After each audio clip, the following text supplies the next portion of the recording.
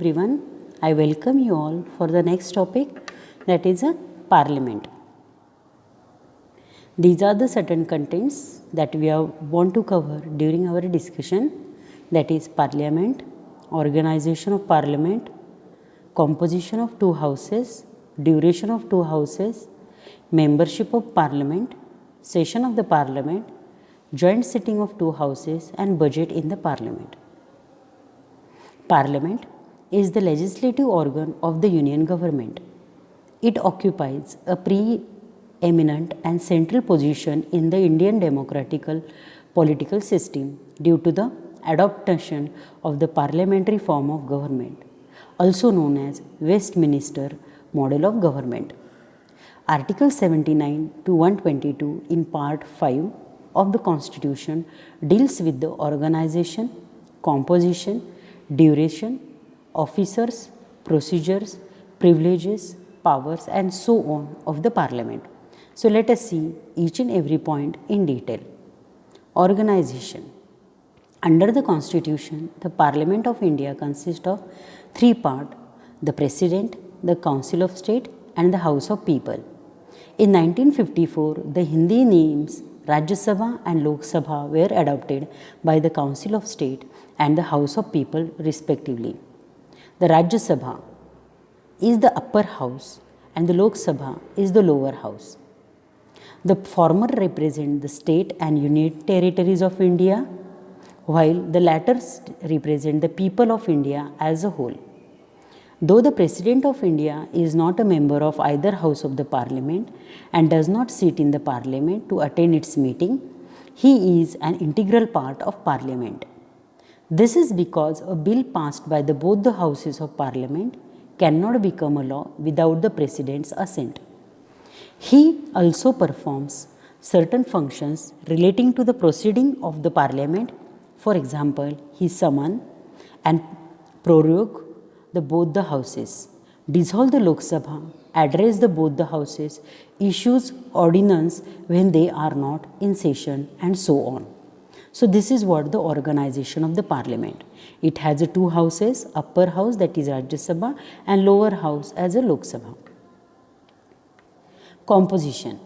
Composition of two houses. The composition of first of all Rajya Sabha, the maximum strength of the Rajya Sabha is fixed at 250, out of which 238 are to be representative of the state and the union territories elected indirectly, and 12 are nominated by the President. At present, the Rajya Sabha has 245 members. Of these, 229 members represent the state, 4 members represent the union territories, and 12 members are nominated by the President. Whereas the composition of Lok Sabha having total strength of 552, as we all know. Out of these, 530 members are to be representative of the state, 20 members are to be the representative of union territories, and 2 members are to be the nominated by the President from the Anglo-Indian community. At present, the Lok Sabha has 545 members. Of these, 530 members represent the state, 13 members represent the union territories, 2 Anglo-Indian members are nominated by the President.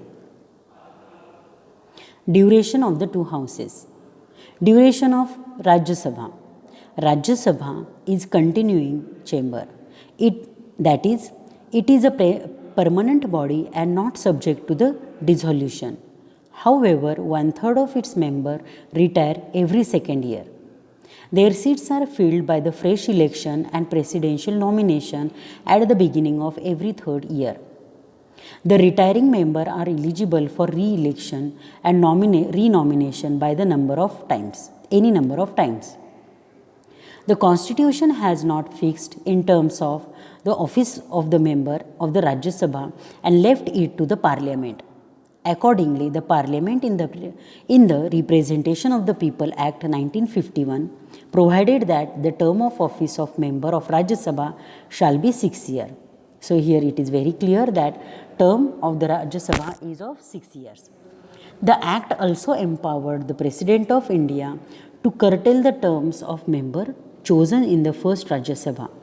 In the first batch, it was decided by the lottery as to who should retire. Further, the Act also authorized the President to make a provision to govern the order of retirement of the member of the Rajya Sabha. Then, duration of Lok Sabha. Unlike the Rajya Sabha, the Lok Sabha is not a continuing chamber. Its normal term is 5 years from the date of its first meeting after the general election, after which it is automatically dissolved.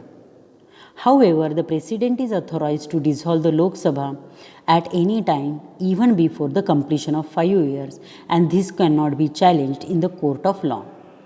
Further, the term of Lok Sabha can be extended during the period of national emergency, be a law of Parliament for 1 year at a time for any length of time. However, this extension cannot be continued beyond the period of 6 months after the emergency has been ceased to operate. Then, membership of the Parliament. Qualification. The Constitution lays down the following qualification for the person to be chosen as a member of Parliament. He must be the citizen of India. He must make and subscribe to an oath or affirmation before the person authorized by the Election Commission for this purpose. In his oath or affirmation, he swears, first, to bear truth, faith, and allegiance to the Constitution of India, to uphold the sovereignty and integrity of India. These affirmation and oath should be included in the member of the Parliament's oath. He must not less than 30 years of age in the case of Rajya Sabha and not less than 25 years of age in case of Lok Sabha. So the minimum age in the Rajya Sabha should be 30 years and in the Lok Sabha it should be 25 years. He must possess other qualification prescribed by the Parliament. On the other hand, the disqualifications under the Constitution, the person shall be disqualified for being elected as a member of Parliament. Let us see which are the different cases or the under which the members are disqualified. First of all, if he hold any office of profit under the union or state government. Second, if he is of unsound mind and stand so declared by the court. Then he is an undischarged insolvent. Then if he is not a citizen of India or has voluntarily acquired the citizens of foreign state or is under any acknowledgement of allegiance to the foreign state, and if he is so disqualified under any law made by the Parliament. So under these circumstances, the member will be disqualified. Then the sessions of the Parliament. Summoning. The President from time to time summons each House of Parliament to meet. But the maximum gap between the two sessions of Parliament cannot be more than 6 months. In other words, the Parliament should meet at least twice a year.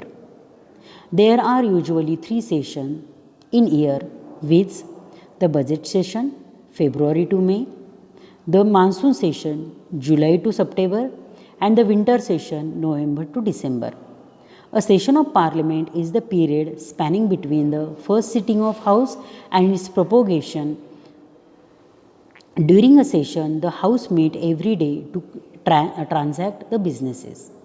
The period spanning between the propagation of House and its reassembly in a new session is called recess. Then joint sitting of 2 houses. Joint sitting is an extraordinary machinery provided by Constitution to resolve the deadlock between the 2 houses over the passage of a bill. A deadlock is deemed to have a place under any one of the following 3 situations after the bill has been passed by one house and transmitted to the other house. If the bill is rejected by the other house, if the house have finally disagreed as to the amendment to be made in the bill, or if more than 6 months have elapsed from the date of receipt of bill by the other houses without the bill being passed by it. In the above three cases or situation, the President can summon both the houses to meet a joint sitting for the purpose of deliberating and voting on the bill. It must be noted here that the provision of joint sitting is applicable to the ordinary bills or financial bills only, and not to money bills or the constitutional amendment bill. In case of money bill, the Lok Sabha has overriding powers, while constitutional amendment bill must be passed by each house separately. Then budget in the parliament. The constitution refers to the budget as the annual financial statement. In the other word, the term budget has nowhere been used in the constitution. It is the popular name of the annual financial statement that has been dealt with in Article 112 of the Constitution. The budget is the statement of the estimated receipt and expenditure of the government of the India in financial year, which begins on 1 April and ends on 31st March, as we all know. In addition to the estimate of receipt and expenditure, the budget contained certain other elements. Overall, the budget contains the following. First is estimate of revenue and capital receipt, way and mean to raise the revenue, estimate of expenditure and details of actual receipt and expenditure of the closing financial year and the reasons for any deficit or surplus in that year. And 5, economic and financial policy of coming year, that is taxation proposal, prospect of revenue, spending program, and the introduction of new schemes and project. In this particular video, we discussed about the parliament, houses of parliament, duration of parliament, budgeting of parliament, and all. So I hope you understand the parliamentary system of our constitution or the government in detail. Thank you for watching.